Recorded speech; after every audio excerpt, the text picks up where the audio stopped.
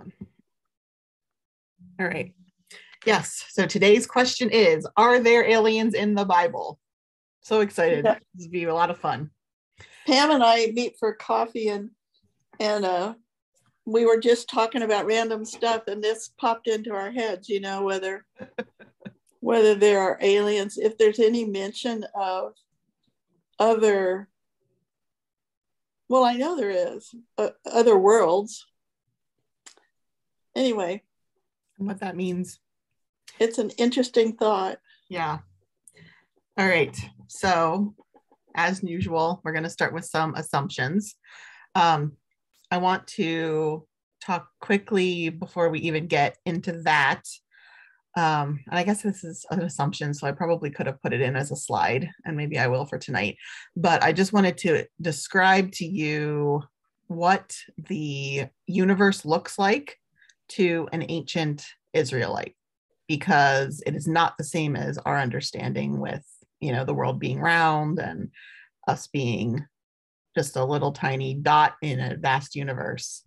When you look at the texts, for example, in Genesis chapter 1, they talk a lot about, for example, the waters above and the waters below. And so that kind of gives you a sense of it. They understood the world to exist on a plane. And over this plane is a dome. And the dome of the sky is what is holding back the waters of chaos from destroying everything. And so we have the waters below would be, you know, the oceans and the rivers and the lakes and the streams. And then the waters above would be that dome where the rains come from. And it is only by God's grace that the dome holds back those waters from rushing in and filling up everything and destroying all life. So everything that exists lives within the space created by this dome. And so in terms of, you know, extraterrestrial organisms, we have to keep that in mind when we're thinking about, you know, where would an ancient person understand such a thing to come from? We have to keep that in mind. You know, in addition to that, we were watching Neil deGrasse Tyson last night. I think he was talking about how they didn't even know that there were habitable planets until like at the very end of the last century. Yeah. When Karen and I were growing up, they didn't know there were any, and now they know there are 5,000. Right. So, yeah, there you go. Yeah. So there's understanding no sense, and knowledge. Yeah. Yeah. There's no sense of any of that in the ancient world for sure. So if we kind of keep that in mind and we talk about, we want to start with what is an alien? Because it's in the question, are there aliens in the Bible? Well, what do we mean when we talk about an alien? Because I think that there are several different ways we can understand this word. At its most basic, an alien is anything that is found or seen outside of its natural or native habitat, or something that doesn't belong where it is. Not in the sense of, oh, the stapler goes on the desk and it's on the floor right now. A little bit bigger than that, I think, but that's kind of the most basic definition. But then we have, you know, a little bit more specific definitions and the ways that we use or have used this word in English in the past. For example, someone who is not a citizen of the country in which they reside.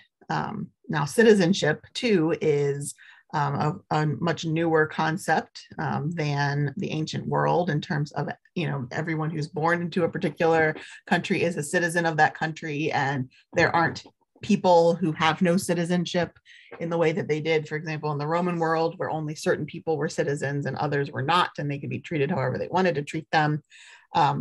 So even talking about citizenship within the definition of alien is troubling and problematic for this discussion.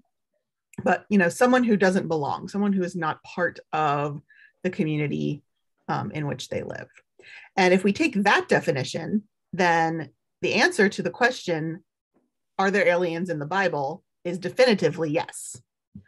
For example, in Leviticus chapter 19, verse 34, it says, The alien who resides with you shall be to you as the citizen among you. You shall love the alien as yourself, for you were aliens in the land of Egypt. I am the Lord your God. So this sense of people who aren't part of your group, who are residing among you, should not be treated differently, should not be discriminated against, should be treated just like anybody else, just like the citizens. And we've got a lot of different stories in the Bible that are specifically about this. For example, the book of Ruth, the entire book is pretty much about this journey of this woman who marries a Hebrew, and he dies, and then she has to navigate this world with her mother-in-law of trying to figure out where she belongs in this society as an alien. So definitely aliens are in the Bible if we use this particular definition. And I thought about going with this kind of as the main thrust of my lesson for today and talk about justice for the strangers and for immigrants and things like that. But I decided to go a little different direction. But I can throw that out there, that if you're interested in hearing about the aliens that are in the Bible, definitely you can look up some of this stuff about strangers in our midst and how we are to treat them with kindness and respect and support, and not to dismiss them or treat them poorly. And that, I think, is definitely a lesson that we today, as American Christians, need to be reminded of, because we do a terrible job of that, for sure. Yes, that's right.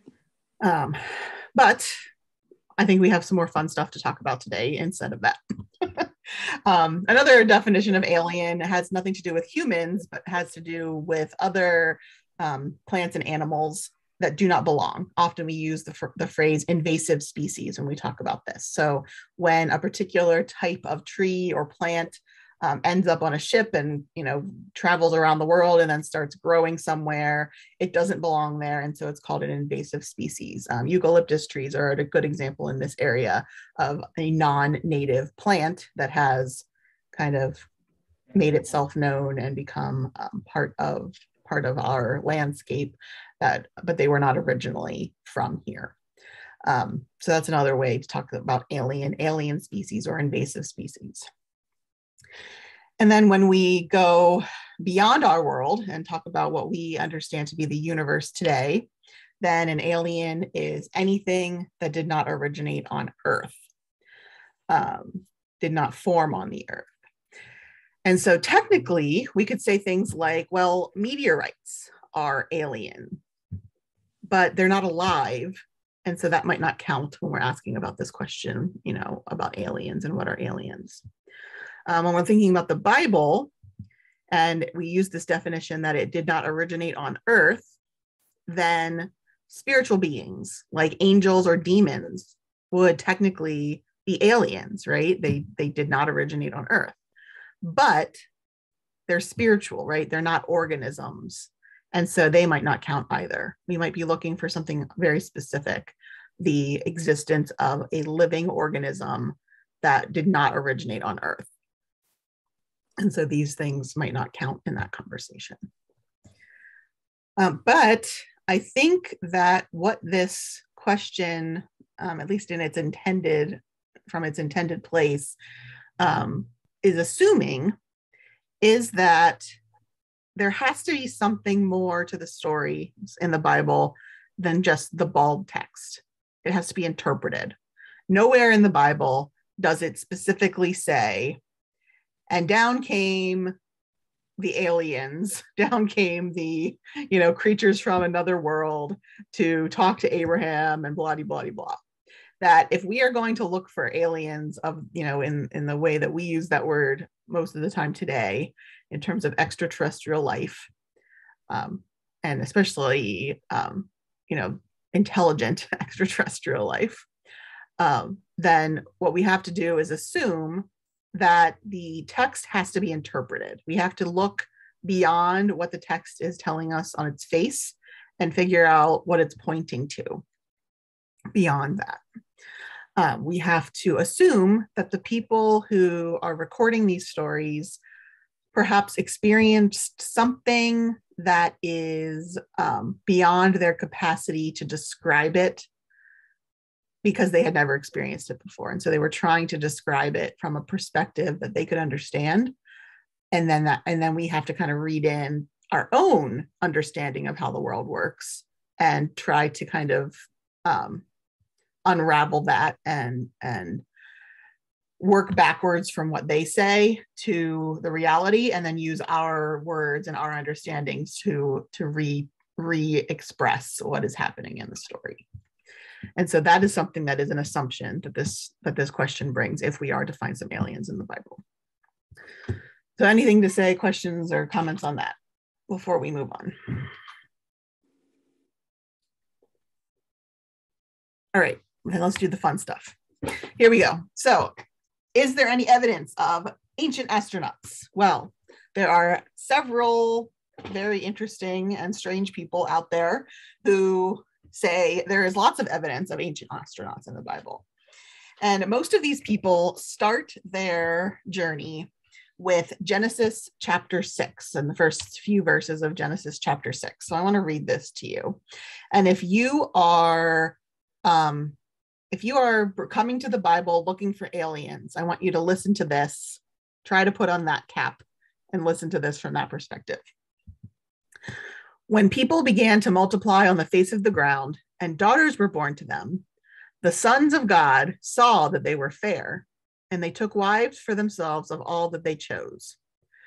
The Nephilim were on the earth in those days, and also afterward, when the sons of God went in to the daughters of humans who bore children to them. These were the heroes that were of old, warriors of renown. Wow. So, questions that come up when you read this. Who are the sons of God? Yeah. What is that? What is this talking about? What is a Nephilim? What's that about? Nobody knows. Scholars do not know what this is talking about. And so people start speculating about what this might mean. And then they take their interpretation and they start to allow those assumptions to color the way that they read other things. So the King James Version of the Bible, which is the standard English translation for a long, long time, translates this word Nephilim as giants, which is not really an interpretation that they got from anywhere else. In fact, there's a whole different word in Hebrew for the word giants that is not this Nephilim word, but that's what they chose to do. And so for a long time, people would read this and it would say there were giants on earth in those days and also afterward when the sons of God went into the daughters of humans. And so that's one thing that kind of has helped to color the way that especially English speakers have interpreted this in the past. And then there's this interesting additional text that talks about the story of Noah and this period before him. This section is kind of the introduction to the Noah story. And so this is in the Book of Enoch, which is an apocryphal book. So it does not appear in our Bible. And it is one of those books that is very much like Daniel or Revelation. It's got all of those very strange types of visions and images that you have to try to figure out what on earth these people are trying to talk about here. But it doesn't appear in our Bible. So it's called the Book of Enoch. And according to the biblical genealogies, Enoch is the great grandfather of Noah. And so this tells the story of Noah and it gives more details. So in the Book of Enoch, it expands the story, this story in particular, and connecting it to Noah. And it talks about how it defines the sons of God. It says that they are a group of 200 angels, whatever that means. And this group of 200 angels are called watchers. And they are supposed to, God gives them the assignment of observing humanity. They are to watch. That's why they're called watchers. But instead of just observing, they descend to earth and they breed with the humans. And their children, the children of this inbreeding, or not inbreeding because that's within a group, but the children of this crossbreeding, I guess you would say, are the Nephilim. That's what the Nephilim are. And then the Nephilim, because they are half watcher, have special knowledge. And so they teach the humans all kinds of new sciences. They teach them about astronomy and all kinds of things like that to help them to advance as humans from kind of a more primitive state into a greater understanding of the world. And God is angry about this. God gets mad because these were supposed to just be watchers. They weren't supposed to be interactors. They weren't supposed to make a whole new breed of humans. They weren't supposed to teach the humans all this stuff. And so this is why the flood happens, because we need to get rid of the Nephilim. And so anytime the Bible or other texts refer to fallen angels, people who ascribe to this interpretation and this understanding through the Book of Enoch believe that it is these watchers that they're referring to, because they disobey God by interbreeding with humans and leaving heaven. Pam. Would you like to hear what Peterson says? How he Dean interprets Peterson? it? Sure. Yeah. Okay. So this is Genesis. When the human race began to increase, with more and more daughters being born, the sons of God noticed that the daughters of men were beautiful. They looked them over and picked out wives for themselves. Then God said, I'm not going to breathe life into men and women endlessly. Eventually, they're going to die. From now on, they can expect a lifespan of 120 years. This was back in the days and also later when there were giants in the land. The giants came from the union of the sons of God and the daughters of men. These were the mighty men of ancient lore, the famous ones. So that takes us through 4. Yeah. So that one part about the age, that I took that out because a lot of these pseudo scholars who do this ancient aliens thing skip over verse 3 because they think it's irrelevant to their story. But so that similar, but it's got a little bit of variation to it. Interesting. Yeah. So this is what the Book of Enoch describes. And so these people who are ancient astronaut theorists or ancient astronaut believers think that this story is proof of extraterrestrials visiting Earth as observers, who then breed with humans against their orders from, whatever king or general or, however they organize themselves. But they don't agree completely on all of the details. Some of them think that this crossbreeding with humans caused a humongous biological mess. And so they had to destroy the entire world to get rid of these hybrids. And the only family that was left that had not crossbred with the aliens was the family of Noah. And so they were the ones that got to live. They were the ones that got to start humanity over. And that's why we have the flood, which is caused by these aliens trying to get rid of the mistake that was made by the observers who, instead of just observing, got involved. But other ones of these ancient alien people say, no. We have other evidence that shows that that's not the correct interpretation of this story. They think that Noah himself is one of these crossbred creatures. And their evidence comes from one of the Dead Sea Scrolls, which was not discovered until the late 20th century. So it's, not late 20th century, mid 20th century, I guess, to be fair. And specifically from a scroll called the Lamech scroll. And Lamech is the father of Noah. So this one is just describing something even closer to Noah himself. And in the Lamech scroll, there is a story about how Lamech is away. He goes away for a time. And when he comes back, his wife is pregnant. And he clearly did not impregnate her, but she's pregnant. And when this baby is born, he is described as having skin so white that it glowed. His hair was white like wool. His father said that he has the ways of the watchers. And when he opened his eyes, they glowed and lit up the entire house. And so the story says that Lamech's take on this, Lamech's interpretation of the events, is that Noah was conceived through artificial insemination, that he was impregnated by the watchers without them touching her sexually. And so Noah himself, it's not that they're trying to get rid of the crossbred people. Noah himself is the half alien, half human. And that is how he is able to survive this flood that comes. I didn't know they knew about artificial insemination that far ago. Well, they didn't. He didn't say those words in the story. That's just how they, read into it. It's still a concept. Yeah. Yeah. Interesting.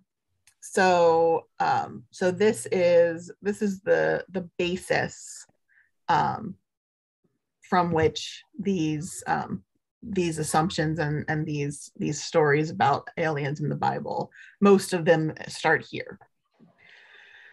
So then from there we go. That's a strange baby. What's that?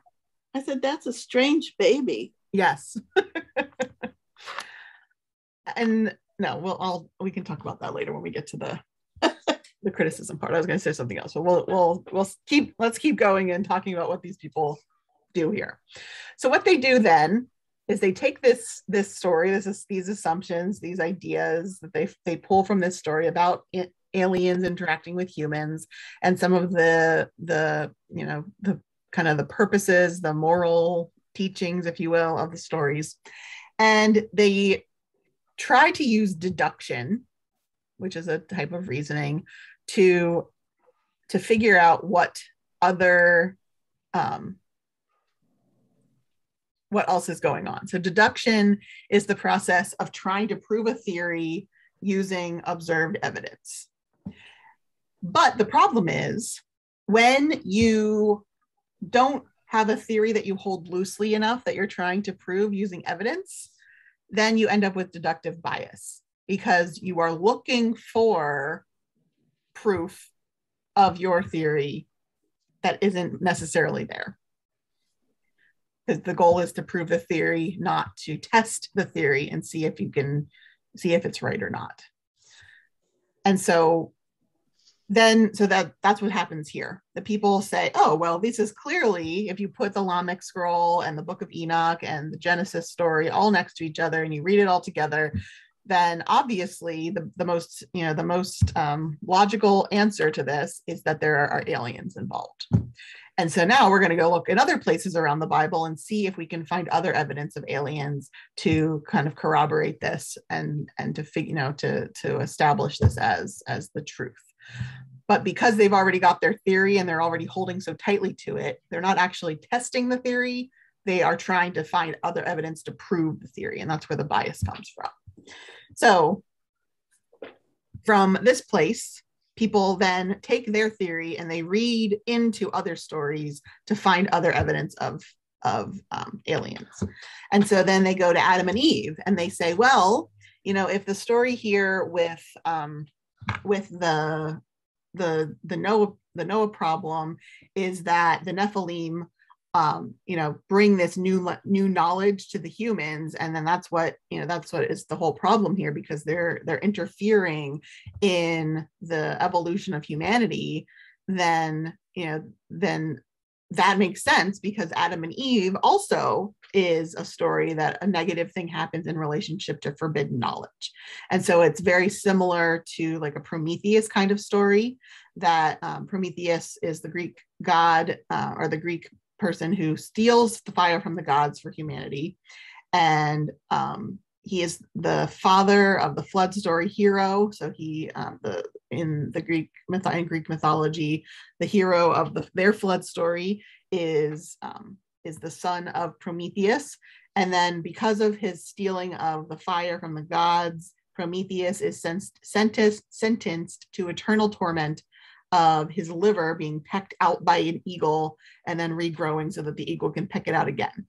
And so this is another one of those kind of, forbidden knowledge types of stories. And so that kind of idea is brought then into the Adam and Eve, that the aliens came and gave this forbidden knowledge to Adam and Eve. And that is what kind of instigated the jump starting of the human evolution. And then when Noah comes around as a full crossbred one of these aliens with humans, then that's where you start to get all of this new knowledge and additional forward motion in understanding of some ancient sciences and things like that. So that's one place where this deductive bias kind of takes hold. Another is that there is a belief that Sodom was destroyed by atomic weapons. The entire valley is destroyed, it says.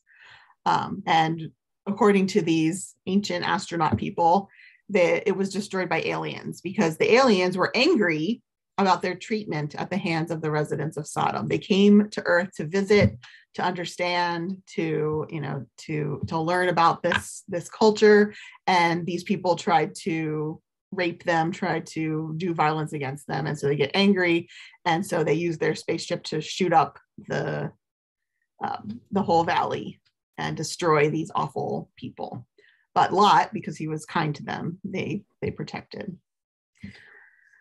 Also, we have some supposed evidence of aliens in the trip out of Egypt.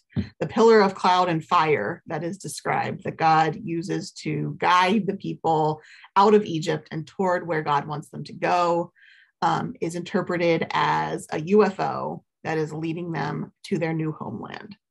That the aliens believed that what was being done to the Israelites was wrong, and so they decided that they were going to guide them away using a flying saucer that apparently glows at night and looks like a cloud during the day. And then finally, for the Old Testament anyway, we have Ezekiel, and you might be familiar with the song Ezekiel Saw the Wheel. Well, these ancient astronaut people believe that Ezekiel saw the space saucer. And I want to read to you, this is a little long, but I'm going to read to you Ezekiel chapter 1, because if you put on your hat of, I'm going to be one of these ancient astronaut people for a minute, you can kind of see where they're going with this. So let me read this to you. In the 30th year, in the 4th month, on the 5th day of the month, as I, that is Ezekiel, was among the exiles by the river Chebar, the heavens were opened, and I saw visions of God. On the 5th day of the month, it was the 5th year of the exile of King Jehoiachin, the word of the Lord came to the priest Ezekiel, son of Buzi, in the land of the Chaldeans by the river Chebar, and the hand of the Lord was on him there. As I looked, a stormy wind came out of the north, a great cloud with brightness around it, and a fire flashing forth continually, and in the middle of the fire, something like gleaming amber. In the middle of it was something like 4 living creatures. This was their appearance. They were of human form. Each had 4 faces, and each of them had 4 wings. Their legs were straight, and the soles of their feet were like the sole of a calf's foot, and they sparkled like burnished bronze. Under their wings, on their 4 sides, they had human hands, and the 4 had their faces and their wings thus. Their wings touched one another. Each of them moved straight ahead without turning as they moved. As for the appearance of the faces, the 4 had the face of a human being, the face of a lion on the right side, the face of an ox on the left side, and the face of an eagle. Such were their faces. Their wings were spread out above. Each creature had 2 wings, each of which touched the wing of another, while 2 covered their bodies. Each moved straight ahead. Wherever the spirit would go, they went, without turning as they went. In the middle of the living creatures, there was something that looked like burning coals of fire, like torches moving to and fro among the living creatures. The fire was bright, and lightning issued from the fire. The living creatures darted to and fro like a flash of lightning. As I looked at the living creatures, I saw a wheel on the earth beside the living creatures, one for each of the 4 of them. As for the appearance of the wheels and their construction, Their appearance was like the gleaming of beryl, and the four had the same form, their construction being something like a wheel within a wheel.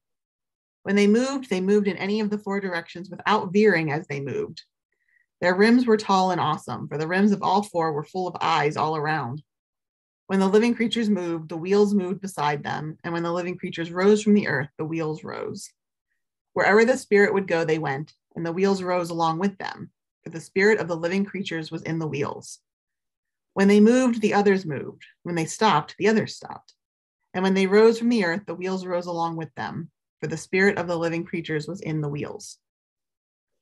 Over the heads of the living creatures, there was something like a dome, shining like crystal, spread out above their heads. Under the dome, their wings were stretched out straight, one toward another, and each of the creatures had two wings covering its body. When they moved, I heard the sound of their wings like the sound of mighty waters and the thunder of the Almighty, a sound of tumult like the sound of an army. When they stopped, they let down their wings. And then came a voice from above the dome over their heads. When they stopped, they let down their wings. And above the dome over their heads, there was something like a throne, in appearance like sapphire, and seated above the likeness of a throne was something that seemed like a human form. Upward from what that appeared like the loins, I saw something like gleaming amber, something that looked like fire enclosed all around, and downward from what looked like the loins, I saw something that looked like fire, and there was a splendor all around. Like the bow in a cloud on a rainy day, such was the appearance of the splendor all around. This was the appearance of the likeness of the glory of the Lord. So what do you think? Wow. Where's that from, Katie? Ezekiel. Okay. Hmm. The very beginning. It's just all of chapter 1. We never covered that in Sunday school. No. We just sang a cute little song about how Ezekiel saw a wheel up in the middle of the air, right? Yeah. Well, I've heard that thing about the wing, the things with wings, you know. I remember that we've talked about that in a different from Isaiah. Yeah.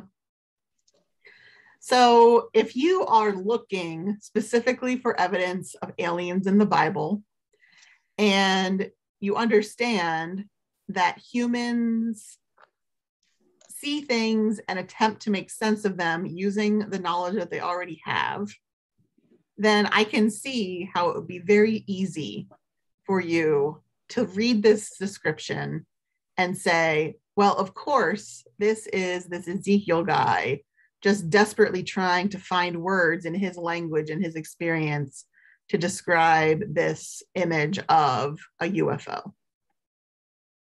I get it. I get it. I'm right there. I understand. Yeah. It sure sounds like it. Yeah. Or what we've been taught to think they look like. Right. So we've got all of that. But then we've got some other interesting stuff as we move forward, even into the Christian scriptures. It's not ET phone home, it's JC phone home. Jesus as an extraterrestrial. And these are some short verses of stuff that, you know, gives us some potential evidence, quote unquote, that Jesus is an extraterrestrial. From John chapter 8. Again, he said to them, "Where I am going, you cannot come." Then the Jews said, "Is he going to kill himself? Is that what he means?" He said to them, "You are from below. I am from above. You are of this world.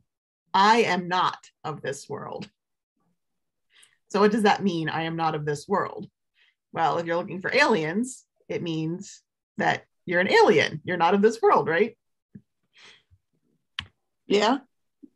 And then Acts chapter 1, verse 9, the ascension of Jesus.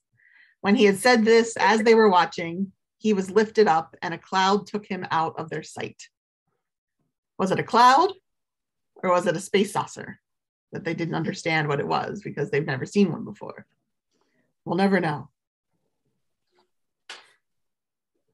And then I wanted to share with you this one other thing. It's super interesting, and we could talk about this all day, but I just wanted to mention it. And if you're interested in it, you can look it up. It's called the Arava Book. I don't really know how to say it, but it is it's a book. It's an actual book that was discovered in Chicago. And it's really interesting because scholars can't figure out exactly when it was written or compiled. They think that it was from somewhere between the 1920s and the 1950s. So fairly recently. This isn't, we're not talking about like some kind of ancient text where they have to kind of just guesstimate based on the century. This is fairly recent, and they should know, they should be able to pinpoint it better than that, but they can't. And it is this long book, very, very long. And it claims to be a better and deeper description of metaphysics. But what it actually turns out to be is a kind of retelling or recasting of a lot of Christian and Jewish tradition, and a reinterpretation and adding new details. And so the thing that is relevant to us for today is the story of Michael of Nebadon. The Urantia book people said that there are what are called local universes, and within each universe there is assigned a son of God, or a paradise son. And there are 700,000 of these sons of God, and each one is assigned to a different universe. And according to them, Jesus is the one of the sons of God that is assigned to our universe, our earth. And his real name is Michael of Nebadon, Nebadon being the name of our local universe. And he came not because he is part of the Trinity, or because he is, a special son of God beyond these 700,000, but because he was the one who was sent to interact with and show this particular universe, this particular earth, the truth about the universe. And so, according to the Urantia book, there are 700,000 of these guys, all assigned to a different universe, all doing the same work. And this is very interesting because it addresses, to some degree, the big problem for the peoples of the book, quote unquote, the Jews, Christians, and Muslims. Because if there is intelligent life outside of the earth, and if God exists, then why is God working with us specifically and not these alien life forms? Or how is God interacting with these alien life forms? So the Urantia book says, well, God is interacting with all of these alien life forms. In fact, God is interacting with them in 700,000 different places through 700,000 different sons of God who are there to connect those people to God. And Jesus is ours. Jesus is the one that we are assigned. So the Urantia book, if you're interested in learning more, can be looked up on Wikipedia and get a summary. And you can actually download the entire book. There is an app. So if you search for the Urantia book in your app store, you can download the entire book and you can read it if you're interested in it. Wow. No, I was thinking about the Reader's Digest version. I would suggest Wikipedia then. But yeah, if you're bored, or there are 700,000, and right now Neil deGrasse Tyson says we've just found 5,000. So we still have more to go. Yes, according to these people, whoever they are. Yeah.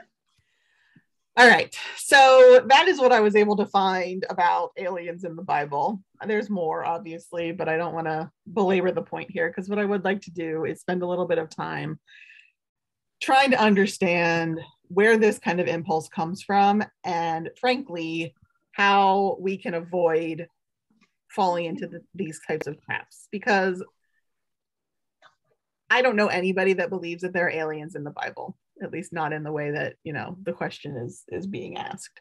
But there are people who legitimately, genuinely believe this stuff. I mean, you can turn on the TV and watch one of those Ancient Aliens episodes, and there's the guy with like the crazy hair that is making his career out of this. And so how do we figure out what's right? How do we figure out how to not go off the deep end? Well, I think that there are several things that we can do to protect ourselves and to help us to at least point ourselves in a better direction than reading the Bible looking for aliens. I think the first thing that we can do is we can try to help ourselves to be aware of what glasses we are wearing when we are reading the text. We know that we all have lenses through which we see the world. And we all have multiple lenses. We all have multiple identities and multiple perspectives and multiple experiences. And most of the time, we can't really ever take off those identities and try to see something objectively for what it is. We know that. But the more we understand about our biases and when we're reading, the easier it is to work around them and to work within them to find new possibilities, new interpretations, new ways of understanding that are less about us and our subjective perspectives, and hopefully potentially more about what God is trying to say to us. And so we need to be aware of the different lenses of our identities and our relationships. I am a middle-class white woman of a certain age with a husband and children and a mother-in-law and a parents and all the different relationships that I have. I have had experiences of growing up in Pennsylvania in a particular cultural context. I have a variety of cultural biases, from my local culture to my regional culture to my national culture. I have lenses that I have received from my education. I have lenses that I've received from the way that I was brought up and what I was taught by my family. I have lenses about what I was taught about who God is and how the Bible works and how I'm supposed to read the Bible. All of these things I bring with me when I read. And so because of who I am and what I've brought with me, I can look at these theories about aliens and I can laugh at them. But some of the things that I do with reading the Bible are the same mistakes that the alien people are making. I just don't come to the alien conclusion. I come to different conclusions. And sometimes those conclusions can be even more damaging to people than the alien one. And so I have to be careful about the way that I ridicule somebody, because I spent a long time interpreting the Bible to say, to believe that gay people are going to hell, to believe that I, as a woman, am not as much worth to God as a man. And those things are culturally in our world less laughable, but they're also incredibly harmful in a way that believing that there are aliens in the Bible is not. And so is it better to believe that there are aliens in the Bible than to believe that gay people are going to hell? Maybe it is. So to keep those things in mind as we're reading. I think we also need to learn about some of the cultural assumptions that we make that we don't even know we're making because we exist within those cultures. Learn about the current scholarly and religious trends and impulses and movements. So I'm going to give you a small example of this to kind of help explain it in terms of reading the Bible. And this is just an example. It's not anything special, but I just thought of it. It's called the Historical Jesus Movement. And this comes, it kind of came in three waves. It started in the late 19th century. And it's interesting. You can read up all about it if you're interested in it. Again, Wikipedia has a really good page about the Historical Jesus Movement. But I am a product of the last wave of the Historical Jesus Movement. My theological education assumes the importance of looking at the Bible culturally and using things like the criterion of embarrassment, which is a kind of a logical interpretational tool that I was taught to use. So when you read the Bible, this criterion of embarrassment says that if the result of the story is going to be embarrassment for the author or for the people that you're supposed to be appreciating or connecting to in the story, for example, that Jesus died a criminal's death, or all of Jesus's followers were really flaky and left him to die alone, that means that information is probably more likely to be historically accurate, because why would you put that in your story otherwise? Why would you make up stuff that is embarrassing to the people that you're trying to uplift, unless it's true? And so that is how I was taught to read the Bible. And you've heard me say these types of things in the past, right? When we're reading some of this stuff, I say that this is more likely to be true because it would be embarrassing. But now, as we move forward with scholarship, there's kind of starting to be a little bit more criticism of this process, and talking about how it's not as foolproof as we may have thought it was. And so when I read and when I develop my lesson plans and things like that, and I say something like, well, of course, this is more likely to be true because it's embarrassing, and so why else would it be in here? There is somebody out there who would turn to me and criticize my interpretation and say, well, that's not necessarily the case. And I don't even realize I'm doing it unless I'm really aware of myself and thinking about that as I think, which is hard to do all the time. But that's kind of a small example. But a bigger example that attaches and connects to this lesson is a gentleman named Michael Lieb, who wrote about our cultural tendency to what he calls technologize the ineffable. And he talks about how humans have a tendency to describe things that otherwise have no explanation, experiences that people have that have no explanation. We tend to describe them in terms of known technologies, and especially, according to his understanding, technologies of war.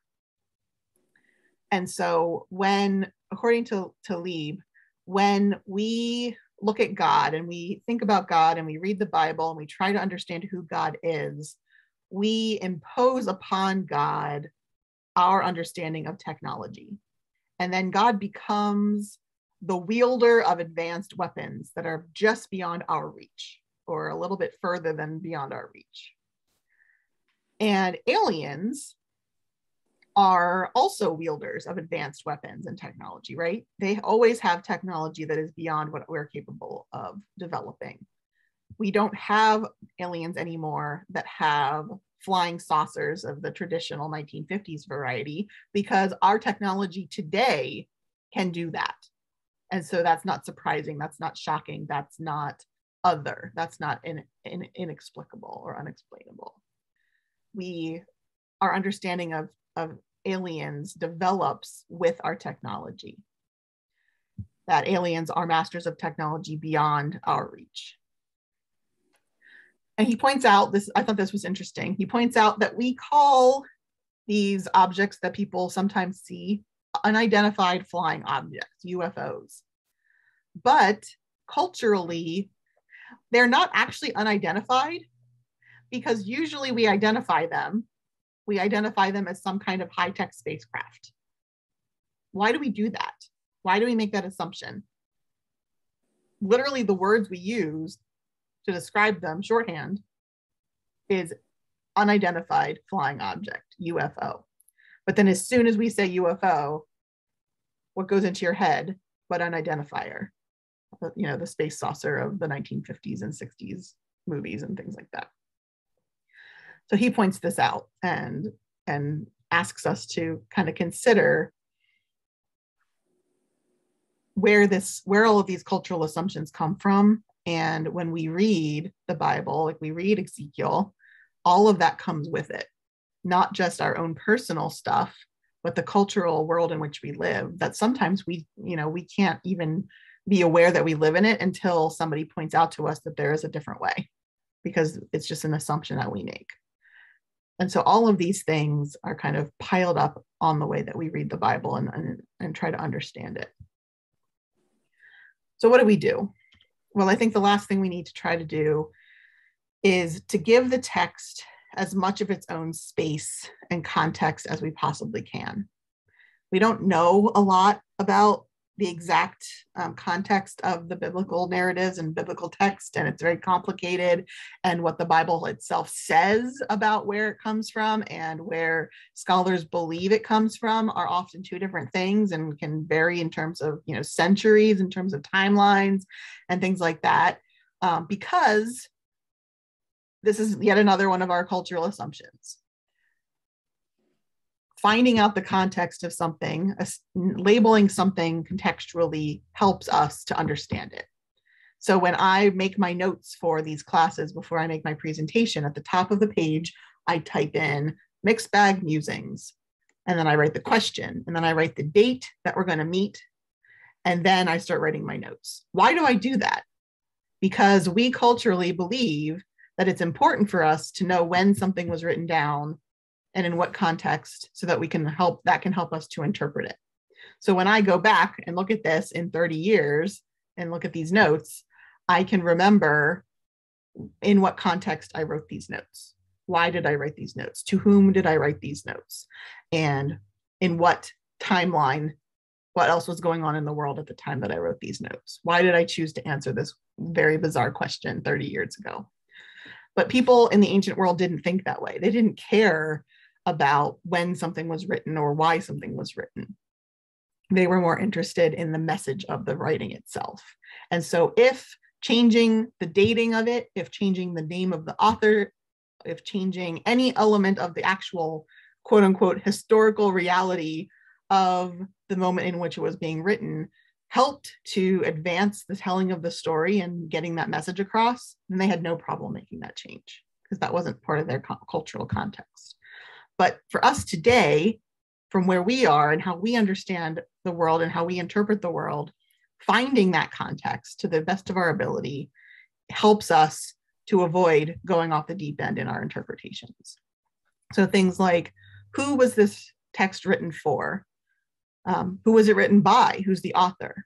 What would motivate the person who wrote this to say this thing, from what I understand about who they are and what's happening? Why did they write this? What do I know about the cultural context in which they lived? Are there any references or details in the story that I don't understand? And trying to even be aware of that is really hard, because we're trained to read the Bible and just read it. We're not trained to decipher it, to pick it apart. An interesting experience that I had recently was on Palm Sunday in church.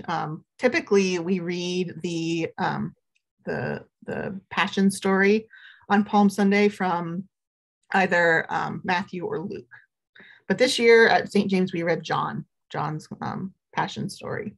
And I found it very interesting as I was listening to it being read out loud. I thought that there were a couple of moments where people in the congregation probably didn't understand why something was happening, but it just kind of blew right past them, because we aren't taught to read the Bible or listen to the Bible in this way. And it happened twice.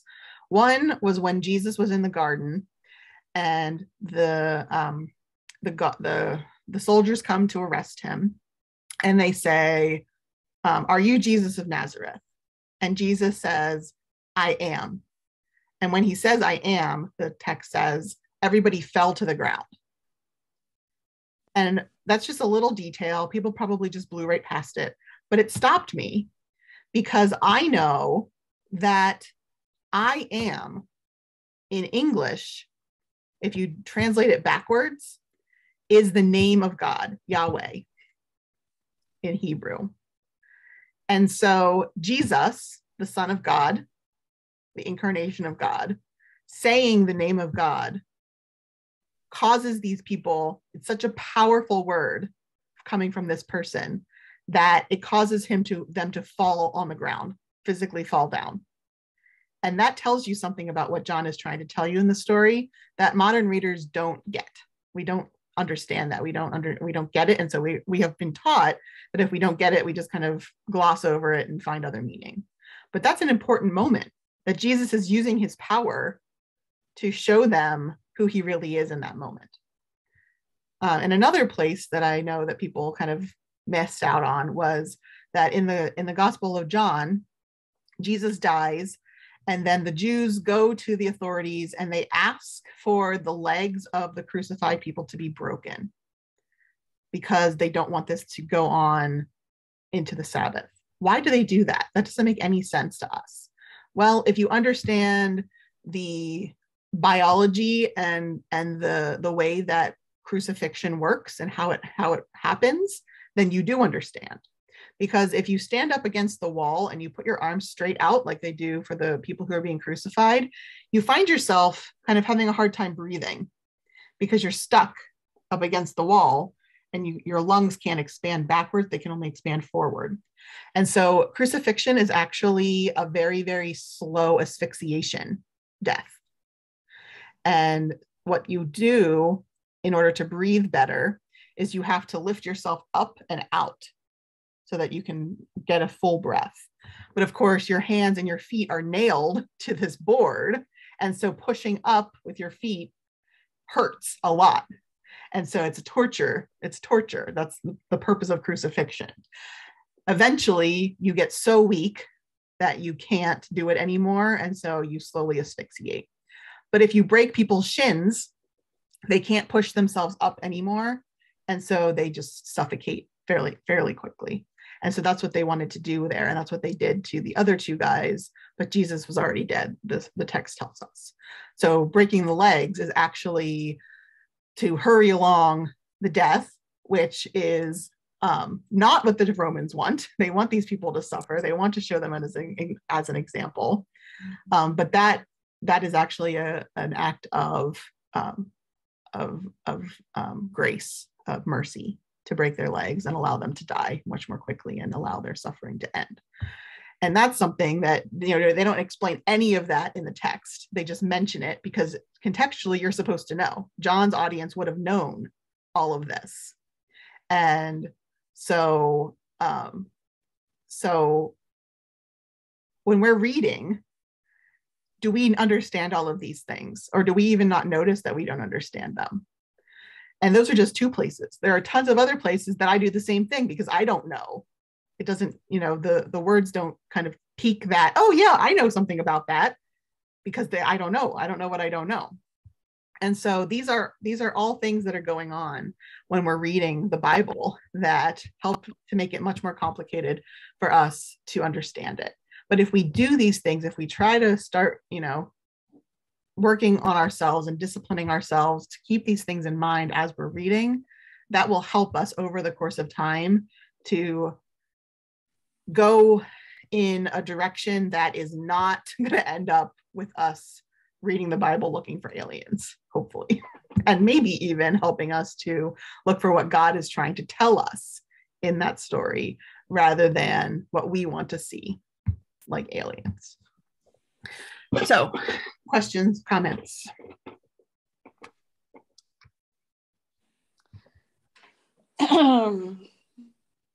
I think, one of the things that I'm thinking is because the universe is so huge and they keep finding new planets and things like that. When we say, God created the heavens and the earth, and then does that take it all in or just our little part, Mm-hmm. And I have no problem with saying that he created all of it, the multiple universes, all of that. But then how did we get picked to be who we are, Mm-hmm. And this thing about all these sons of God, I don't know, that's a really confusing thing. Well, and it's so bizarre because we don't know who wrote it. We don't know where it comes from. There's no group that has claimed it. It's just very interesting. But there's no end to the universe. And if there was an end, there'd have to be something on the other side. I mean, there's no end. It's absolutely mind-blowing. So our take on reality is just so minimal that anything could be real out there. I don't know. I mean, it's not totally beyond the realm of imagination and maybe even belief. And how come the aliens, I mean, I guess it's because they have to be able to get to us, but why are the aliens always more advanced technologically than we are? Why are there no stories about us discovering alien life elsewhere? Why is it always the aliens that come to us with their higher tech and their more peaceful ways and things like that? Maybe it's our hope about how we're going to get things turned around and gotten better here. Yeah, maybe so. I think it's just science fiction. Jack really liked science fiction books, and he read a lot of them. And I never really got into it too much, but what it did was push you to think about what could be. And so a lot of the technology and the things that we do today were things that in the 50s or 60s we just thought about as science fiction. Mm-hmm. Like I never thought I'd be carrying a phone computer around on my wrist, actually. Yeah. On Dick Tracy now, it just blows my mind. I know. But that just goes to show that the more you know about things like that, it pushes you out. And I think God gives us the ability to think about those things so that we can push on and push out and get better. But really interesting thought. Might be something to ask God when you get there. Yes, for sure. So wrapping it up, back to our original question. Are there aliens in the Bible? Well, yes, if we are defining aliens as people who don't belong or, aren't from, I guess I shouldn't say don't belong, but aren't from where we are. And if we encounter one, then we don't call them an alien because they do belong. Wherever you are, you belong, I think. And our job is to take care of them, according to the Bible. But are there extraterrestrials in the Bible? I don't think so. I don't think that they're describing historical events involving extraterrestrials. Right. But, that's me. There are many people out there who don't agree and think that all this stuff about Ezekiel is that description. And like I said, it makes sense. It makes sense to me. But I think what's important for us today is not for us to come to a definitive answer about whether there are aliens in the Bible or not. I think that what we need to remember and the question we really need to ask ourselves is, what is the Bible for? Because it is really fun. I'm not saying that you should never do this, because it is really fun to read the Bible for some of this stuff. Look for aliens or, look for the weirdest story that you can find. There's so much bizarre stuff in the Bible it's not just, not just the weird descriptions of visions and stuff like that. There are stories in there that are hilarious and silly and goofy and potty humor and all kinds of funny stuff. So that's fun to do. But ultimately, what is the Bible for? What is the purpose of the Bible? And I think it is for instruction, yes, for encouragement. But I think ultimately the Bible is for formation. It's to form us, to make us who we are, not because we read one story one time and the moral of the story, like Aesop's Fables, tells us how we ought to live and we go off and do this very simple thing. But it's about allowing the stories to soak into your bones. I think there's a reason why sacred texts that have lasted for centuries are never just lists of rules, but our stories, our poetry, are things that must be interpreted, because information can be used to control behaviors, but stories can be used to form people so that their behaviors reflect who they are. And that's formation. So I think that just keeping in mind what the Bible is for can help us to avoid spending too much time on silly questions. I think silly questions are fun. I really enjoyed putting this lesson together, and I think it was a worthwhile use of one of our weeks. But not to let ourselves get so wrapped up in this that we forget what the Bible is really for.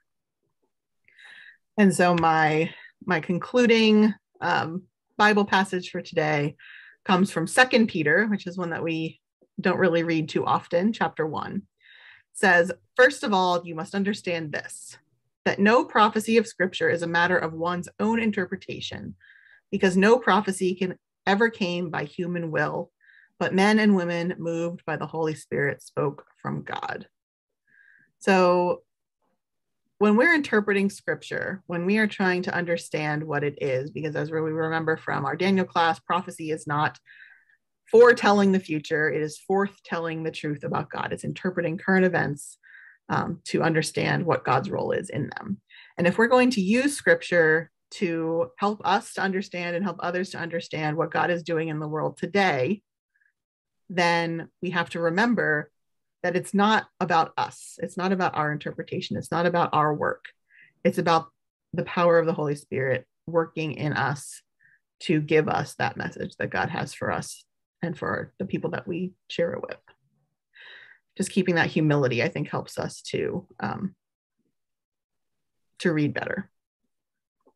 So that is what I have to say for today. I think one of the most important things out of this lesson today, though, is that when you see a stranger or someone who doesn't look like you, that you have to be kind to them and help them because they're in a strange land. Yes. And they're terribly adept at living. We don't have the key on that, or the high levelness on that. You know, the pulmonologist that I go to, I just really like this man. He came to this country as a migrant farm worker, 17 years old, unable to speak English or read it. And he's now my pulmonologist. Mm-hmm. I mean, the inherent intelligence in people, you can't just say, oh, you're a migrant farm worker. They have inherent intelligence that we need to respect and honor and help. I just can't imagine what this guy went through to get to where he is now. I just think it's amazing. Yeah, you can multiply that by lots and lots of stories, you know. Yeah, yeah. Mm-hmm. My daughter-in-law was a dentist in Ukraine, and then she's a dental hygienist now because she would have had to go to dental school again. And I think sometimes we don't make it easy for people coming here to, you know, that was 30 years ago, but still. Oh, and that's on purpose. We don't make it easy for people to come here because we don't want it to be easy for them to come here, right? Well, and yet we need workers. Mm-hmm. I mean, so having people come here to work would be really good, it seems to me. Yeah. Our movie group was at Holiday Inn Monday night, like we've been doing for the last 3 months. And so they had people quit a week or so ago. So the only person that was manning the bar, passing out menus, serving food for our large group and the restaurant was one fellow who did an outstanding job. But wow, we need workers. Well, we have workers. We just have to decide that we're going to pay them what they deserve. Oh, that too. Yes. Yeah. Respect them. Yeah. Yeah. I think this was really good, Katie. Right, I think I think there are more questions that can be, asked and And I'm glad you're open to these. It's really good. Yeah, it's been a lot of fun. So I wanted to talk to you really quickly. Why don't I wrap this up so people online don't have to listen to it, and then I'll turn the thing off and then we can talk about this. But so next week, we're going to talk about the question, why didn't Jesus stick around after his resurrection? So that's it. So bye, everybody online. See you next time.